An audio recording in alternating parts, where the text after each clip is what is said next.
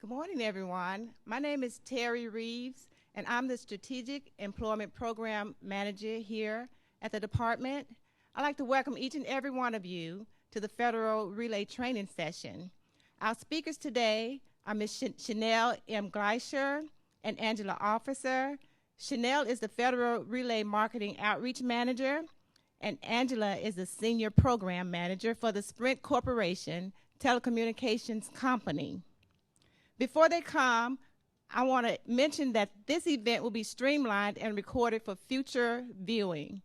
The captioning link for the streaming is www.doi.gov/events, and the captioning link for the recording is www.doi.gov/access center, that's ACCESSCENTER, one word.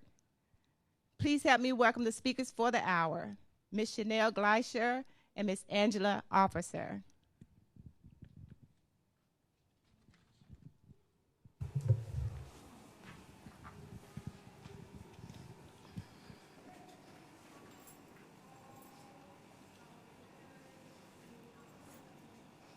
Hello, everyone. Good morning. My name is Chanel, and I'm so glad you all could come, and also those of you watching online as well. Thank you. We're here today to talk to you about Federal Relay and do a training session. Before I get too far in depth with the session, let me tell you that I'm brand new. I've only done this job a few months. Angie is here as my support system, so any questions that I can't answer, she will.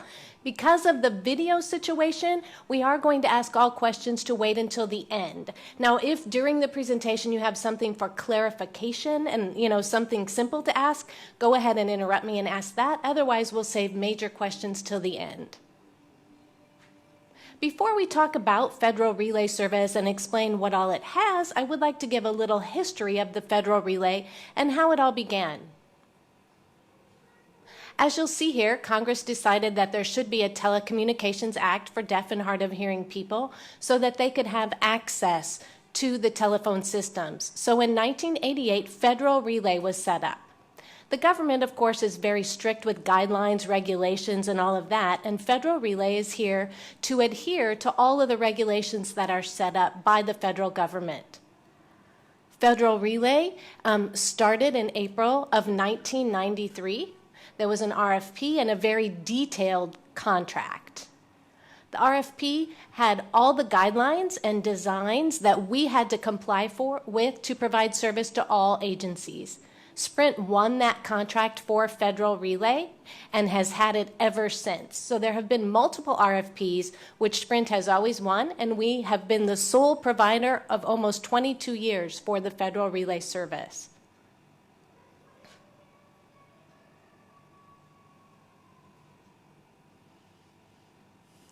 Federal Relay with Sprint, we work with the GSA, the General Services Administration, and they are the ones who monitor the contract and make sure that we are compliant and working with each of the agencies.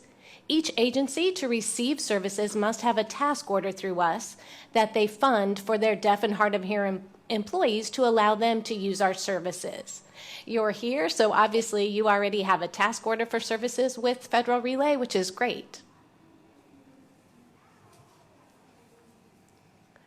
Some people may not quite understand the difference between the Federal Relay Service and general state or national relay services.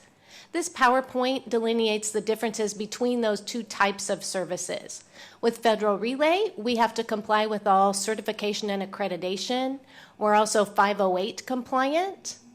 There are specific IT security standards through the GSA that we comply with, and we're also FIPS compliant. So we follow those standards, and we have very strict confidentiality.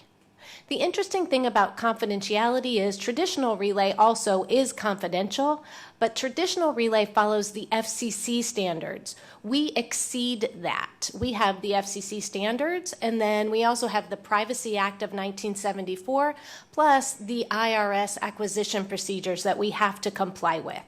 We also do a privacy impact assessment.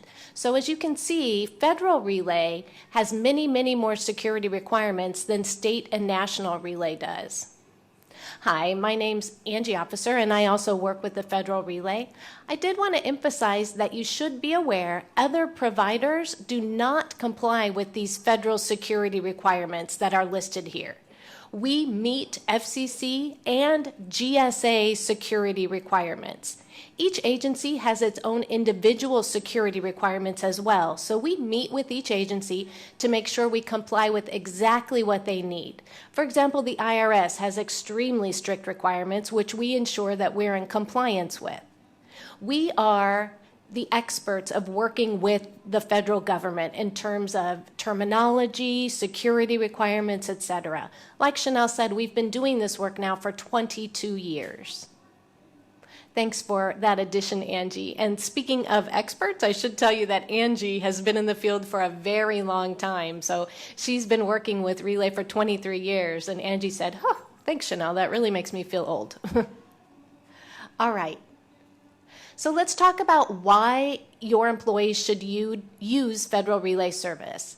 We provide functional equivalency for deaf and hard of hearing employees. They can do everything in their desk, in their office, right where they work, so they can function just like a non-deaf or hard of hearing employee can and have equal access. We help agencies meet Section 504 compliance by giving those deaf and hard of hearing employees equal access to the telephone system in the workplace. And this is Angie here. If I could just add, I wanted to give a little bit of background.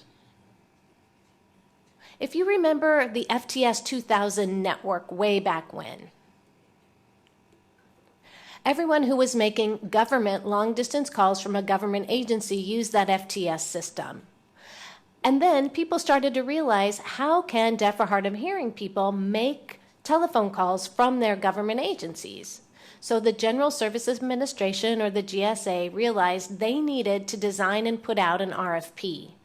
They wanted to make sure that all government agencies had access for their deaf and hard of hearing employees. Again, it's all about functional equivalency, making sure deaf and hard of hearing employees have the same access as employees who can hear, making sure everyone has equal access. It's also for people who have a speech disability and also for people who can hear to call a deaf or hard of hearing employee through the Federal Relay Service.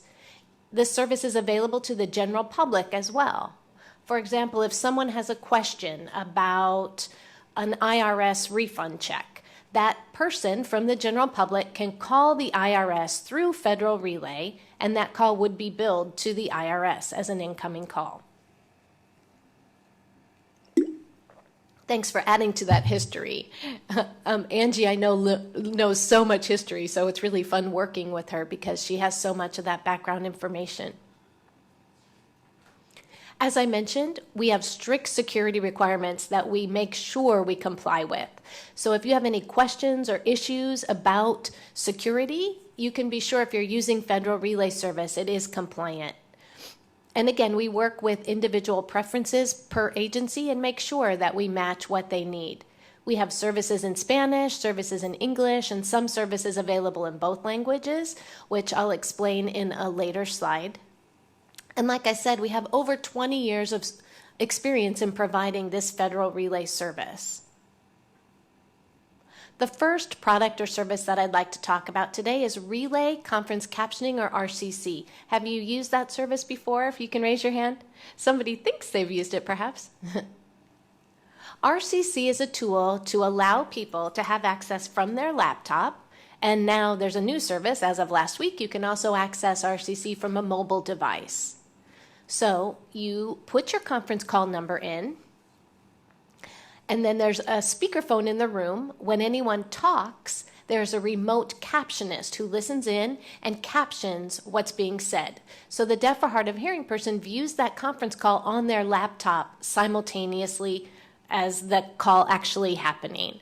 So if they want to say anything, they just type their comment in and the captionist reads that aloud into the meeting.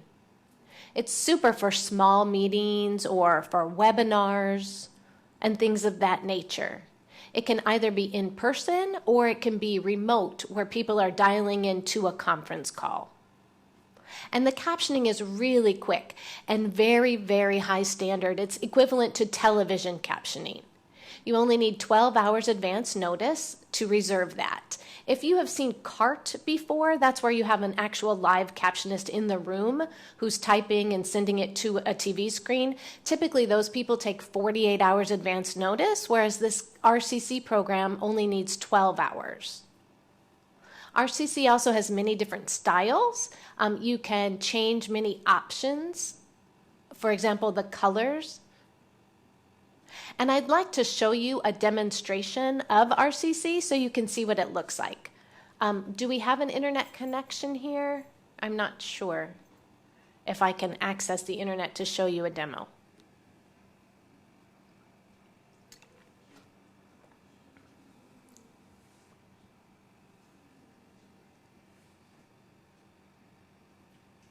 While we're waiting for the video to load.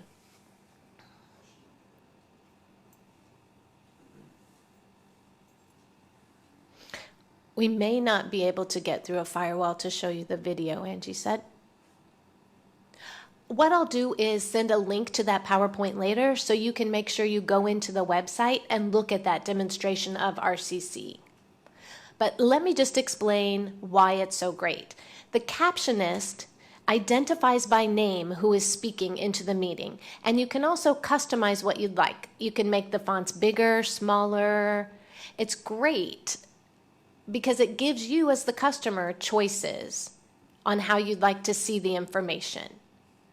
If you're not sure how to book your RCC, just go to www.fedrcc.us and then click Book an Event Now, and you'll see a screen like this. You fill out your contact information. Make sure that your email address, when you put that in, type your work email. It won't accept a personal email or Gmail account. It has to be a government email address. Explain what the call is, what the event is. The more information you can provide here, the better the captioner will be able to match your needs because they'll have that preparatory material.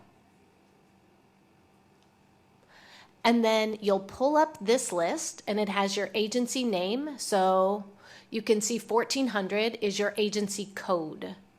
And I also have some forms here that will explain how this service works. So before you leave, write 1400 on that form so you don't forget that's your agency code. We do have a few tips on how to best utilize RCC service.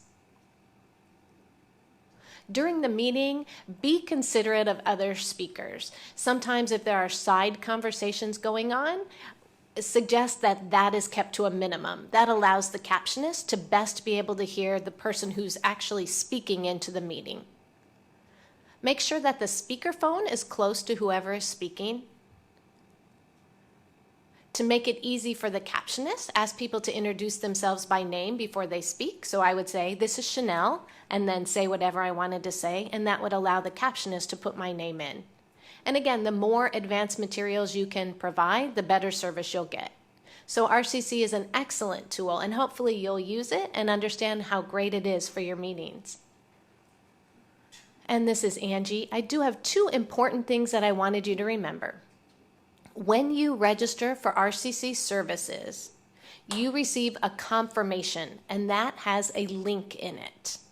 That link you can then forward to anyone who will be participating via RCC. I highly recommend, if you can, a tip is go in and cut and paste all these tips and then send them with the link to the participants. That way, people will read them before the meeting and just be sensitive before they participate. For example, it's very important to identify yourself by name before speaking. Just reminding them of tips will make the call go much better. The deaf or hard of hearing person is reading the text of what's happening. So if you don't identify yourself by name on the call, the deaf or hard of hearing person is much more lost because they don't hear who's speaking, so they need to read who's speaking. Secondly, this is about the transcript. So once your call is over, the good news is you don't have to worry about taking notes during your call anymore. The minutes basically are available via transcript after the call if you save the transcript. and it's saved up to 12 hours after your meeting. After 12 hours, if you don't have it, it's thrown into the garbage. So if you call after 12 hours and say, oh, I'm sorry, I forgot to grab the minutes of that, I still need the transcript, can you resend it? We will not be able to. It will be gone after 12 hours.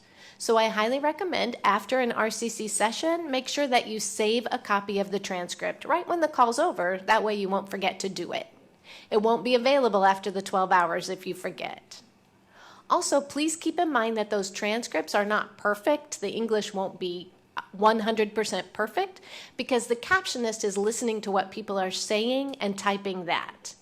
So it really is important for hearing people to speak closely to the speakerphone. If you're sitting far away, the captionist may not hear exactly correctly and they'll type what they hear. So they're doing their best to caption all the information. The more you can help them, the better. And like Chanel said, RCC is a wonderful tool. It's a very popular tool in the federal government agencies, and many, many people use this service all the time. Angie's right. The transcript is very helpful for deaf and hard of hearing people. They don't have to take notes. Many people who can hear also like the transcript because it's a good tool. They can keep the notes for themselves. So it's a win-win for everyone who joined the meeting. The next services I'd like to talk about are VRI and VRS. These are two of my favorite services. VRI, or Video Remote Interpreting, is access between 2 or 3 people that are in the same room without an interpreter present. Today, we have Susan, an interpreter, interpreting our meeting. But if I didn't have an interpreter here, I could use any device, including a mobile device, to pull up an interpreter. You can use, there are many different service providers, Sorensen, Purple, ZVRS. Many people already have those programs downloaded onto their laptop or their mobile device. The government sometimes doesn't let people download those apps, but you can get a device to access this service. Now, let me just explain how VRI works. Again, like I said, you can use any app that you've already developed, and you call the 877 number that's listed here. 877-689-7775, and then an interpreter will show up on your screen. They will ask which agency. That's for billing information, so you tell them which agency. And say you have a person right there in the room with you, that interpreter on your video monitor will interpret the conversation between the two of you. That's VRI. VRS is very similar, except that it's not intended for 2 people being in the same room. VRS is for placing a call. So someone in a different office, someone in a different building. It's just like a regular phone call, but there's an interpreter. So you're signing into the computer and that interpreter is interpreting the phone call for you. For some people, they may say because of security requirements or firewall, that phone number isn't working. So here are different access methods. And again, I'll send the PowerPoint to Terry and she can send it out to you just to make sure everyone has access to all of these access methods. I do want to clarify the differences between VRI and VRS. You use the same device to access the 2 services, so sometimes it can be a little bit confusing. VRI is when both parties are in the same location, and VRS is when there's a phone call, so you're not speaking to someone in the same room. And this is Angie. The good news is with Video Remote Interpreting, or VRI, this is a very popular resource for deaf and hard of hearing people. They can use their native language, American Sign Language, to communicate via an interpreter with someone in the same room. It's available on demand. You don't need to make an appointment, and you don't need to have a credit card to bill it to. So let me give you an example. You're working in your cubicle, you're working away, and your boss comes in and says, I'd like to talk with you for a minute. And you say, oh, sure, just one moment. You dial into VRI, an interpreter shows up on your screen, and you have a natural conversation with your boss right there in your cubicle. So it's just like your hearing counterpart sitting in the cubicle next to you can talk to their boss when they walk in. You can do the same thing. If the janitor comes into your cube and has a question about cleaning, you can pull an interpreter up. right on your laptop. You can use the service at any time. Keep in mind, if you have a personal issue and you don't want other people to access your conversation, if you work in a cubicle environment, they will be able to hear that. So bring your iPad, say you're talking with your supervisor, bring it into their office, close the door, and use the iPad to call VRI. So you're watching the interpreter right through your iPad and having that sensitive conversation with your boss. Your boss would give the VRI operator the cell phone number or the office number of the office that you're in. I want to tell you a personal story. There was a gentleman who did not have good English skills. He was an engineer, and he wrote notes back and forth to his supervisor to communicate. That's just how they communicated, and it was a struggle. They didn't have a great relationship. He felt like he had limited communication access. He wasn't comfortable writing or emailing with English. Now he uses VRI, and his supervisor is amazed how much this gentleman knows. He knows his stuff. He can express himself now in his native language, and the interpreter interprets it into English for the boss. That boss had no idea how brilliant this gentleman was, and he's had 2 promotions since he started using VRI. So it is a powerful communication tool. It helps so many people get promotions and enhance their work performance because they can communicate. They're not limited to English anymore. So VRI is a great, great tool.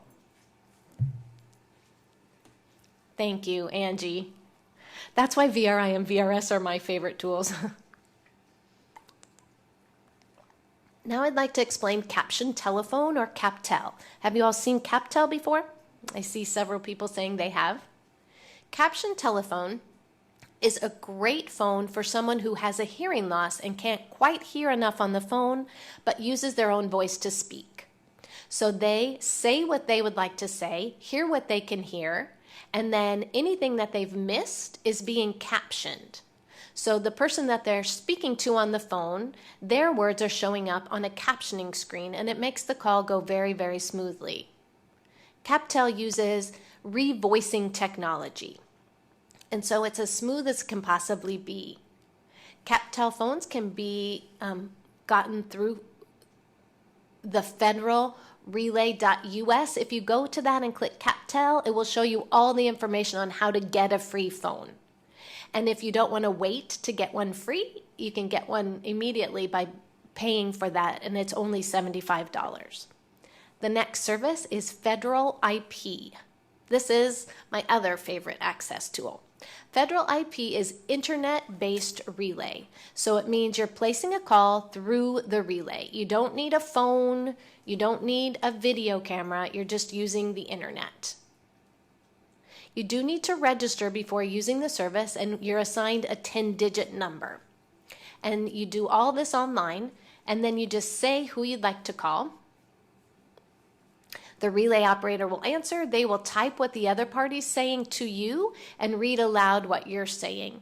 If you know what a text telephone or a TTY is, it's an ancient tool now. It's really antiquated technology. This is a quicker version of that tool by putting everything online. You access Federal IP by going to www.federalip.us.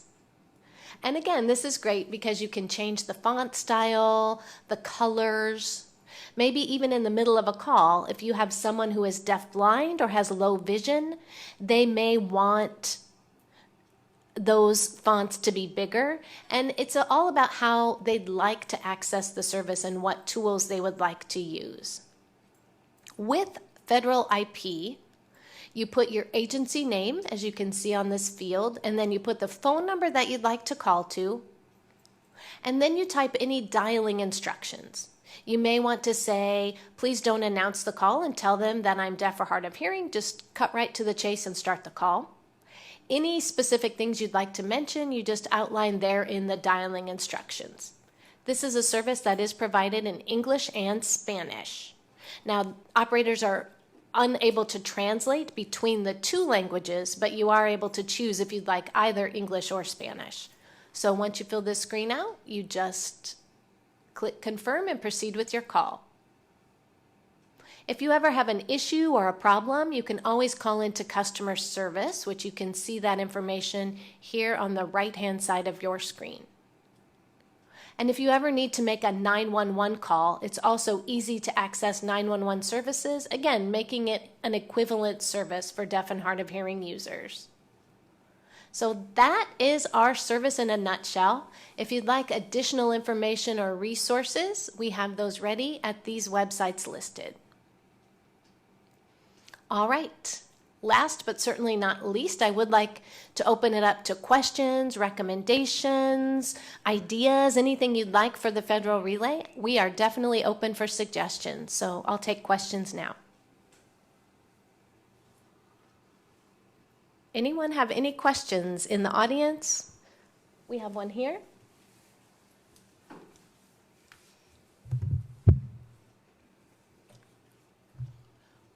While you were presenting, I thought of several things. So my question is,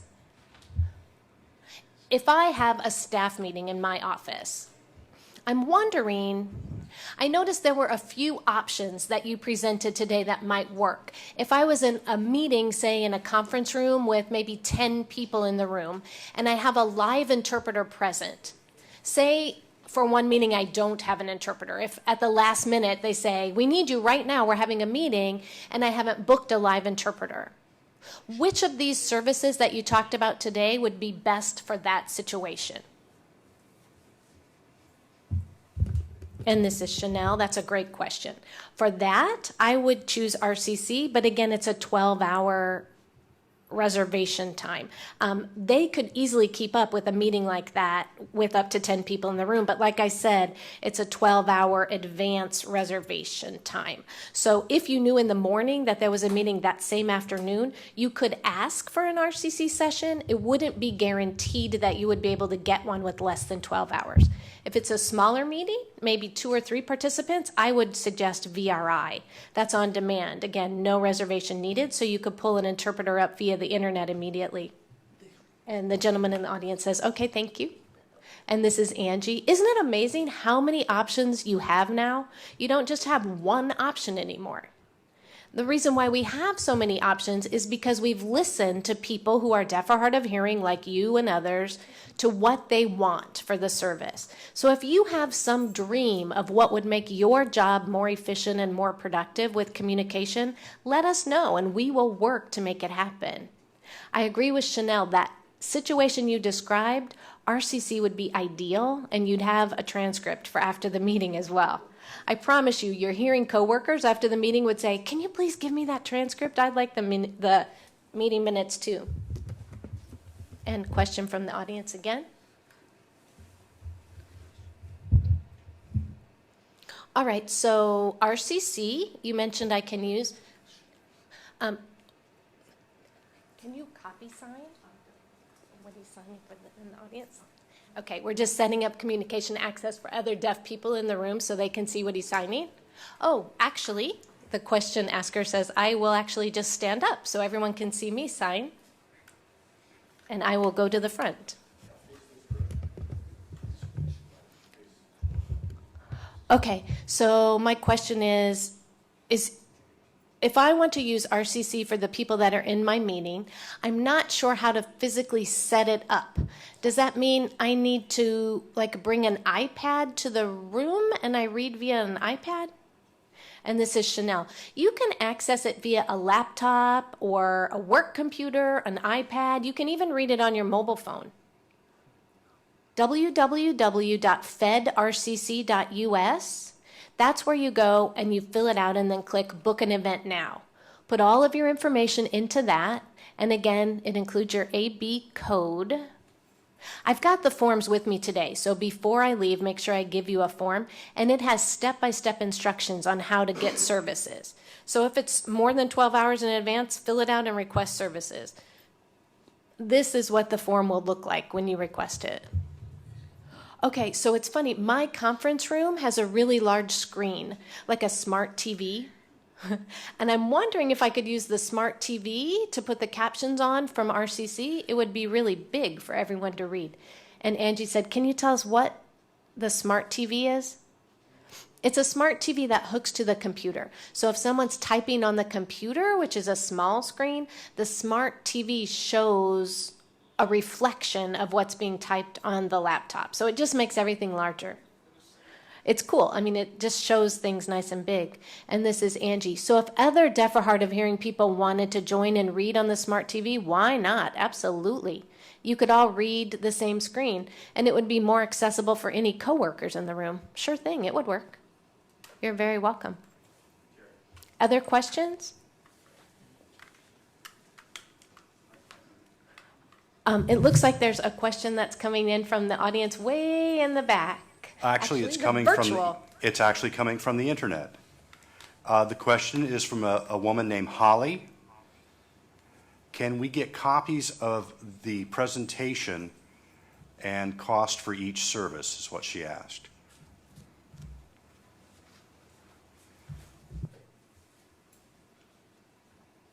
Hello, Holly. This is Chanel. Thanks for the question. I'm happy to send the PowerPoint. I will send it to Terry, and she can forward it to all of you. And the prices of each service, I will work with that too. Make sure Terry gets that within the week, and she can send that along to everyone. And this is Angie speaking.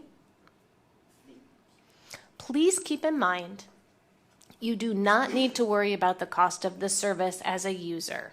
We have a task order from DOI and DOI headquarters. So that task order covers your costs of using these services. So I don't want you as a user to be concerned or think we're monitoring calls or DOI is monitoring the calls. They are not.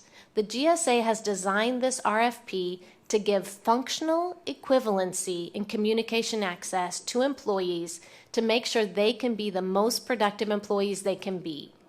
Do not be concerned about the cost. We have a budget in place under that task order, and we have the resources available for you to use the services you need. And this is Chanel. Thank you, Angie. Other questions?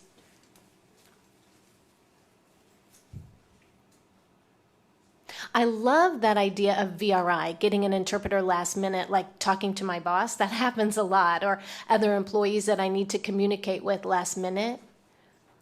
So if I'm using an iPad, do you provide iPads, or I get the iPad from my work? And this is Chanel. The iPad or any other device would be your liability to get. If you wanted to ask your agency or your office to provide you an iPad, probably would be a great idea because it's very useful for VRI services. And then I have another question. What about an iPhone? Can I use an iPhone to access these services? You definitely can. Okay, thank you. And this is Angie. Those are great questions. As far as the iPhone goes, make sure that you have good internet coverage if you're walking around with it. If you don't have good coverage where you are, then the quality is just going to be kind of okay. I recommend staying in a place where you know you have strong internet access if you're using your iPhone. Then you'll be ensured to have good video quality. If you're walking around, sometimes the internet coverage goes up and down, so your quality will not be consistent. But if you have good internet, then definitely, yes, you can use that as a tool. Great, thank you. Any other questions? Is there another one from audio or online? We have classrooms in DOI. Hi there, can you hear me? We have classrooms at Interior, and we're wondering how to best use a service in our classroom environment for multiple people, or a larger room with an instructor, or even in a WebEx environment online.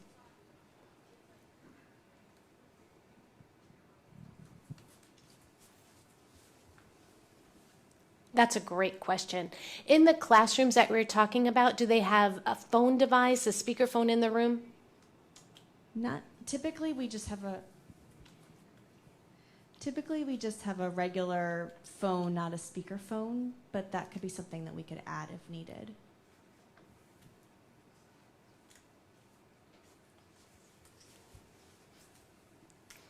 We have a few solutions that would work in that situation. It seems like that would be more fit to RCC because it's a classroom environment for captioning.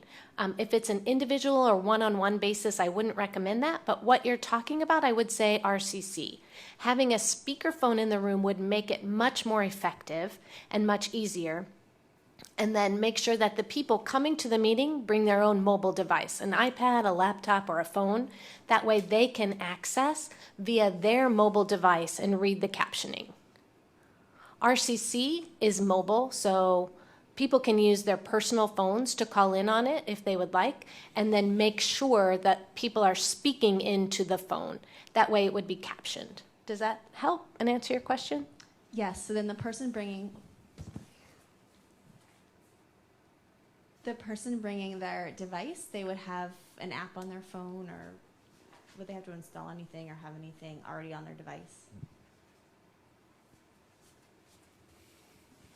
All right, another great question. Let me answer that one.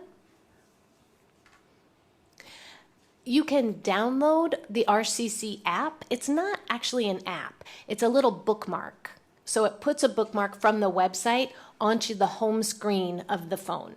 And it's an easy process for both Android and iPhones. And I'm more than happy to send you that. It has all the instructions, and again, it's super clear. So I'll make sure you get that too, so you can access that via any phone someone would bring.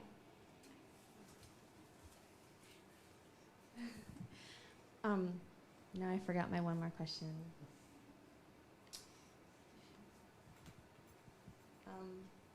Sorry, I just completely forgot.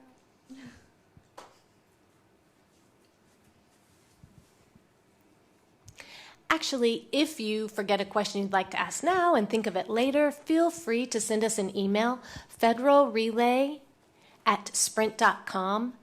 And I also have business cards, so I'll pass those out before you leave, and send us an email with any questions. I also have these 2 flyers with me, and they have instructions on how to use our services. One is RCC. On the top of the page, you'll see it says AB code, and it's blank. Make sure you fill it out. It's 1400. That's DOI's AB code. And then this other flyer talks about VRI, Video Remote Interpreting. I also have brochures with me. These have more detailed information, and our contact information is included on them.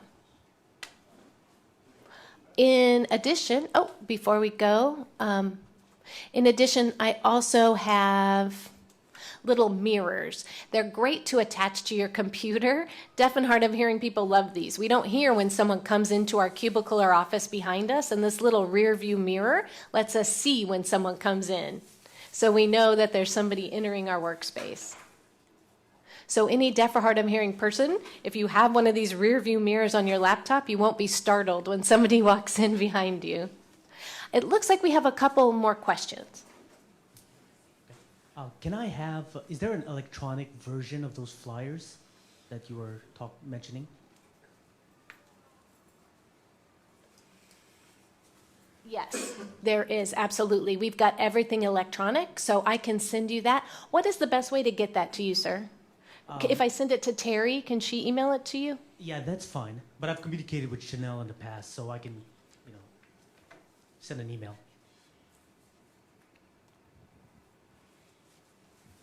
That'd be great.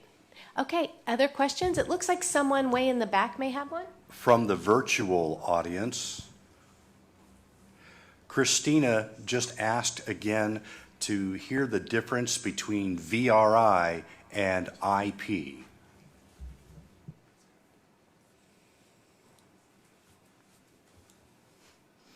Hello, Christina. This is Chanel. VRI and IP are 2 completely different services. VRI, or Video Remote Interpreting, is for when you have someone who's in the same room with you and you'd like to communicate using a VRS device. So if you have a ZVRS app or a Purple or a Sorensen device, any type of equipment that's built in, sometimes it's a video phone that's hooked up to a television or a computer screen, or maybe you're using an app on a mobile device. IP is internet access, where you're typing what you'd like to say, and that's www.federalrelay.us. Then you call in and you speak with someone in a different location, and that call is via text. So that's not an in-person conversation, but it's like a phone call. Does that clearly explain the difference between the two? And this is Angie. Good explanation, Chanel. Let me just reinforce what she was explaining. Hopefully I can clearly explain the difference between VRI. VRI lets someone who is deaf or hard of hearing use American Sign Language, or ASL, which is their native language. There's an interpreter who sees them signing and interprets to the hearing person into English. So it's two people in the same room, one of which is using American Sign Language. IP is using a computer, not using sign language, but typing. So IP is only text. The operator then relays that message between the deaf or hard of hearing person and the person who can hear. Does that clarify and help you see the difference between VRI and IP? Oh, also, another thing to let you know, IP is very popular for deaf or hard of hearing people who, for example, are engineers or IT people who work in that field. The reason why I say it's popular with that population is they're typing what they want to say, talking to the IT help desk, and then you're getting that message and looking at different websites at the same time. So you can have several different windows open and you're looking at different things at the same time. It's really cool. Does that answer the question? And this is Chanel. I want to add one more little bit about IP. Again, that's my second favorite tool that I like to use. IP is really good because you can multitask. You can be on a conversation and have another computer open or whatever you'd like and multitask. With VRS or VRI, you can't multitask. You're looking at the interpreter and you need to see what the interpreter says. You can't look away during the conversation. Other questions? And Christina, did I answer your question adequately?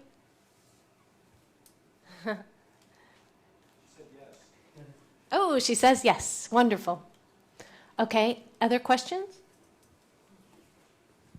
Hi, I'm David. Is there an active phone number now that someone in DOI can use if need?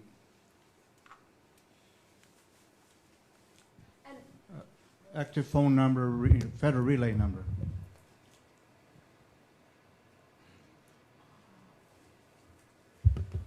Oh, okay. So the Federal Relay phone numbers. Yeah, he's asking which product or service are you talking about, sir, to access? I'm sorry, but I don't know if we even have one.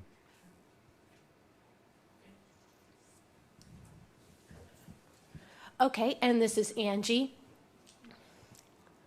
So you've asked us a tough question.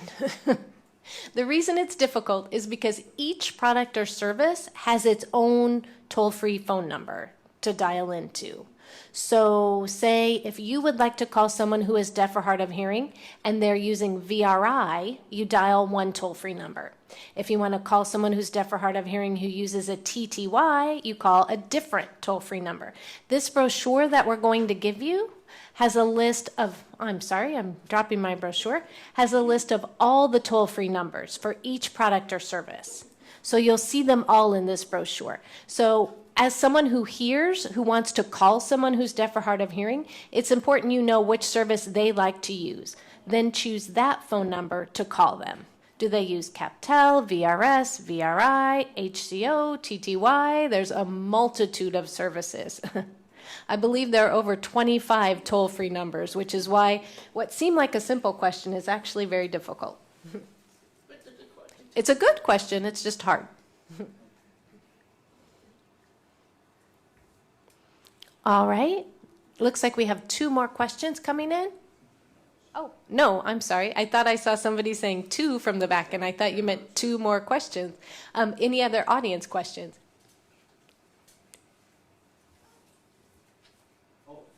There is one question. Cynthia wants to know if the brochure can be mailed. Cynthia wants to know if the brochure can be mailed.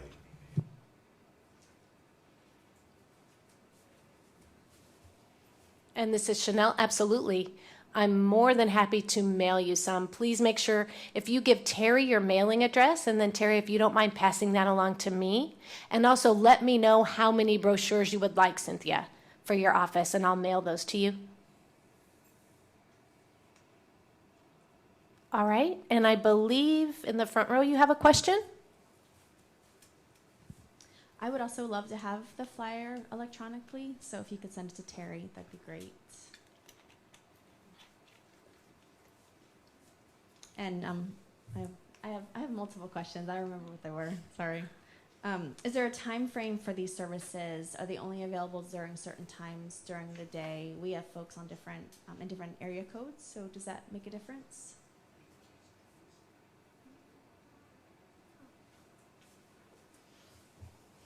And this is Chanel. Each of the service has a different time period.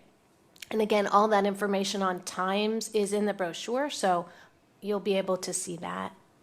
And actually, in fact, as of this week, VRI and VRS just expanded their hours. They're almost 24 hours now, very close to 24-hour service. So it's great for people because we know there are people in all different time zones, east to west. One more question. And this is a contract question, so I'm not sure if it's a Terry question or a Federal Relay question. We had different bureaus all over the country, and people from all over the country that roll up to DOI. Is this contract for everybody, all bureaus, everybody under the DOI umbrella, or is it bureau specific? Does that matter?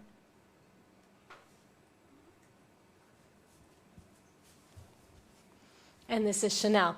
Outstanding question, because every agency sets it up differently. Yours, DOI, has a blanket task order, so everyone under DOI follows that same task order. All the bureaus would use that one general agency code of 1400 of DOI, and everybody's covered. Thank you. Sure, you're very welcome. Are there any other final questions? Just one more. Holly wants to know also, is the brochure on your website?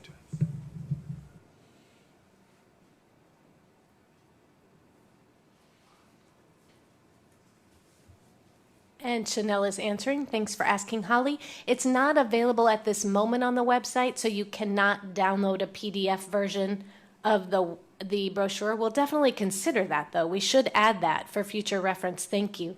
And Angie said all the content is there. Right. All the content is on the website, so you'll find very similar content, just not the brochure in a PDF format. And this is Angie. Wonderful.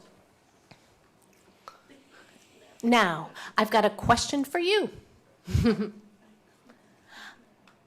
I would like to ask for deaf or hard of hearing people who work for DOI, what equipment do you normally use? PCs, iPads? Out of curiosity, what do you use? A Z150. So she has a Z150. Okay, that equipment, do you use FedVRI and FedVRS on it? So no, she said she doesn't. So really you're not compliant with DOI's security requirements because you're bypassing Federal Relay by using another provider. I recommend going into the address book and put FedVRI and FedVRS into that. Again, our video interpreters are experts with government terminology. So you'll get a better call. They're just very familiar with terminology that comes up, acronyms that are used in the government, etc. After the meeting is done, I can explain how you can add that to your Z150 address book so you can have those services available. I have an interpreter who comes in every Wednesday. So I think maybe I can try to use this instead of having the interpreter come in every Wednesday, but I'll see. And Angie's repeating the question that was asked from the audience. She said she has an interpreter who comes in every Wednesday in person, and she's thinking maybe instead of getting that live interpreter, she could use these services. I'm glad you brought that up. A lot of government agencies' feedback, they have said they don't feel comfortable having a live interpreter on call all day because there's not enough for the interpreter to do. And they feel like I want to find something that I need to do so I can keep this interpreter that we're paying for all day busy. With all these different options, you don't have to have an interpreter sitting there physically in the room, not doing anything. Just keep that in mind. Instead of having someone all day, you can use these tools for a quick call. If you could come up to the front to ask your question, because the people online want to see your beautiful face. Okay, so conference calls. I have people in Atlanta, people in Denver, etc. Can I use that for people in different states to call into that 877 number and all of us to connect for a conference call? And this is Angie. Another good question. On a conference call, if a lot of people are joining, it's always a good idea to have a live interpreter. There are so many people, it just is most effective for a large conference call to have a live interpreter. But if you have a one-on-one meeting with your boss or a small conference call with 2 or 3 people, use this. In your situation, if you have an interpreter every Wednesday, do your big calls on Wednesdays because you have that live interpreter there with you. For the other days of the week, you don't need to book an interpreter. You can use these services, and you can always use VRI on demand. If someone walks into your office, it doesn't have to be a Wednesday. You don't have to have a live interpreter there. It can be a 5, 10-minute, 30-minute, 1-hour conversation, whatever. That interpreter will be available on call for you to just pop up on video. And there's a question about RCC usage. Okay, remember, RCC isn't an on-demand service.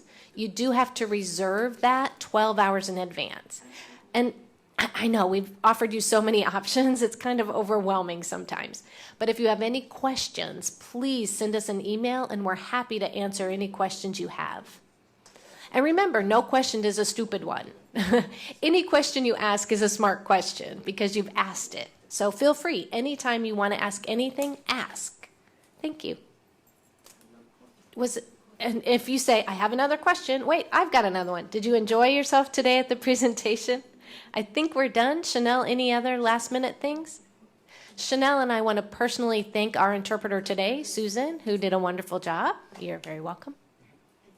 And thank you so much for inviting us, Terry. If you have additional questions, stop by. We're here to answer them. And again, thanks. Have a wonderful day. Super. Hopefully you'll use the Federal Relay Services. So thanks so much. Bye-bye. And don't forget, brochures are up here for you to take.